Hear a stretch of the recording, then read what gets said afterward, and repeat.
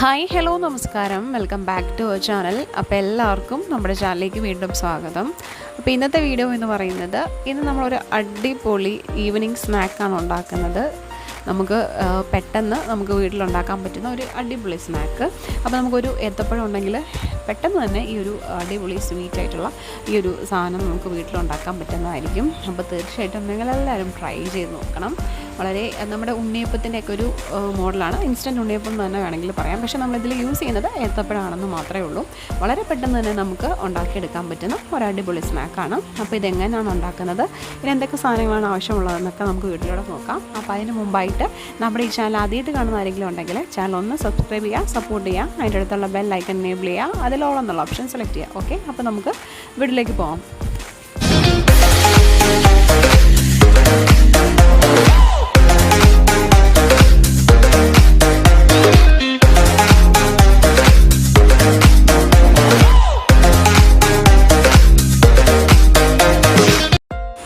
So നമുക്ക് ഈ ഒരു സ്നാക്ക് ഉണ്ടാക്കാനായിട്ട് ഞാൻ ഒരു ഏത്തപ്പഴം എടുത്ത് കട്ട് ചെയ്ത് വെച്ചിട്ടുണ്ട്. കുറച്ച് ശർക്കരയുടെ പാനി, 2-3 ഏലക്കായ, കുറച്ച് ബേക്കിംഗ് സോഡ എടുത്തിട്ടുണ്ട്, കുറച്ച് ഗോതമ്പ് പൊടി, ആവശ്യത്തിന് ഉപ്പ്. അപ്പോൾ ബേക്കിംഗ് സോഡ ഓപ്ഷണലാണ്, വേണമെങ്കിൽ മാത്രം ചേർത്താൽ മതി. അപ്പം ഇൻസ്റ്റൻറ്റ് പെട്ടെന്ന് ഉണ്ടാക്കുകയാണെങ്കിൽ സോഡാപ്പൊടി ചേർക്കുമ്പം കുറച്ചും കൂടെ നന്നായിട്ട് പൊന്തി വരും, അതുപോലെ നല്ല ബോളായിട്ട് വരും. അതിന് വേണ്ടിയിട്ടാണ് യൂസ് ചെയ്യുന്നത്. അപ്പോൾ ആദ്യമായിട്ട് ഞാനിപ്പോൾ ഒരു മിക്സിയുടെ ജാർ എടുത്തിട്ടുണ്ട്. അതിലേക്ക് നമ്മൾ എടുത്ത് വെച്ചിരിക്കുന്ന ഏത്തപ്പഴം അത് ഫുള്ളായിട്ട് അതിലേക്ക് ഇട്ട് കൊടുക്കുക. എന്നിട്ട് നന്നായിട്ട് നമുക്കൊന്ന് അരച്ചെടുക്കണം. അതിന് വേണ്ടിയിട്ടാണ് നമ്മൾ മിക്സിയുടെ ജാറിലേക്ക് ഇട്ട് കൊടുത്തിട്ടുണ്ട്. ഇനി ഇതിലേക്ക് ഞാൻ കുറച്ച് 2-3 ഏലക്കയുടെ ഫ്ലേവർ ഇഷ്ടമില്ലാത്തവരാണെങ്കിൽ അത് സ്കിപ്പ് ചെയ്യാം. അതിന് പകരം വേണമെങ്കിൽ കുറച്ച് നമ്മുടെ നല്ല ജീരകം, അതായത് ക്യുമിൻ സീഡ്സ് ആഡ് ചെയ്ത് കൊടുക്കാം. ഇനി അതിലേക്ക് നമ്മൾ എടുത്ത് വെച്ചിരിക്കുന്ന ശർക്കര പാനിയുടെ പകുതി ഞാൻ ചേർത്തിട്ടുണ്ട്. ഇനി ഇതെല്ലാം കൂടെ ഒന്ന് അരച്ചെടുക്കാം. അപ്പോൾ അത് നന്നായിട്ട് സ്മൂത്തായിട്ടുള്ള ഒരു പേസ്റ്റായിട്ട് അരച്ചെടുത്തിട്ടുണ്ട്. അത് ഞാനിപ്പോൾ ഒരു പാത്രത്തിലേക്ക് മാറ്റി. അപ്പോൾ കണ്ടോ, അതായത് ഇതുപോലൊരു പേസ്റ്റാണ് നമുക്ക് കിട്ടിയിരിക്കുന്നത്. ഇനി ഇതിലേക്ക് ഞാൻ ചേർക്കാൻ പോകുന്ന കുറച്ച് ബേക്കിംഗ് സോഡ അഥവാ സോഡാപ്പൊടിയാണ് ചേർക്കുന്നത്. അതായത് നന്നായിട്ട് നമ്മുടെ മാവൊന്ന് മിക്സ് ചെയ്ത് കൊടുക്കുക. അതിലേക്ക് ഇനി ആവശ്യത്തിന് ഉപ്പ്, ജസ്റ്റ് ആ മധുരം ഒന്ന് ബാലൻസ് ആവാൻ വേണ്ടിയിട്ടുള്ള കുറച്ച് ഉപ്പും കൂടെ ചേർത്ത് കൊടുത്തിട്ടുണ്ട്.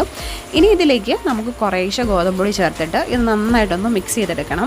അപ്പോൾ ഒരു കാര്യം ശ്രദ്ധിക്കുക, നിങ്ങൾക്ക് വേണമെന്നുണ്ടെങ്കിൽ മൈദാമാവ് യൂസ് ചെയ്യാം. മൈദാമാവിലും കുറച്ചും കൂടെ ഹെൽത്തി ആയിരിക്കുന്നത് ഗോതമ്പൊടിയാണ്. അതുകൊണ്ടാണ് ഞാനിവിടെ ഗോതമ്പ് എടുത്തിരിക്കുന്നത്. അതുപോലെ തന്നെ നമ്മൾ എടുത്തിരിക്കുന്ന ഞാൻ 1 കപ്പ് ശർക്കര പാനി എടുത്തിട്ടുണ്ടായിരുന്നു. ആ ഒരു ശർക്കര പാനിക്കും അതായത് 3/4 ഗ്ലാസ് ശർക്കര പാനി ആണെങ്കിൽ 1 ഗ്ലാസ് അല്ലെങ്കിൽ ഒരു ഗ്ലാസ് ഗോതമ്പൊടി ആ ഒരു കണക്കിലായിരിക്കും വരുന്നത്. അതിൽ കൂടുതൽ വരാനും ചാൻസ് ഉണ്ട്. അപ്പം ഞാൻ എടുത്തിരുന്ന ആ ഒരു പാത്രത്തിലെ ഗോതമ്പൊടിയിൽ ഏകദേശം 3/4 ഭാഗവും ഞാൻ എടുത്തിട്ടുണ്ട്. അതുപോലെ എടുത്തിന് ശർക്കര പാനി ഫുള്ളായിട്ട് എടുത്തിട്ടുണ്ട്. അപ്പോൾ ഒരുപാട് മധുരമില്ല, ഒരു മീഡിയം മധുരം വരത്തുള്ളൂ. അപ്പോൾ നിങ്ങൾക്ക് ഇഷ്ടമുള്ള രീതിയിൽ നിങ്ങളുടെ മധുരം ഒക്കെ കൂട്ടുകയും കുറയ്ക്കുകയും ചെയ്യാം. അതുപോലെ ക്വാണ്ടിറ്റിക്ക് അനുസരിച്ചിട്ടുള്ള ശർക്കര പാനിയും മാവും മാറ്റിയെടുക്കാം. അപ്പോൾ ഇത് ഞാൻ ഫുള്ള് മൊത്തം കുഴച്ച് ജസ്റ്റ് നമ്മളൊന്ന് അടച്ച് വെച്ചിട്ടുണ്ട്. നമ്മൾ സോഡാപ്പൊടി ചേർത്തിട്ടുണ്ടല്ലോ.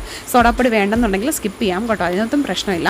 ഇനി ഇതിപ്പം ഏകദേശം ഒരു അരമണിക്കൂർ കഴിഞ്ഞിട്ടുണ്ട്. അപ്പോൾ നമ്മുടെ മാവ് റെഡി ആയിട്ടുണ്ട്.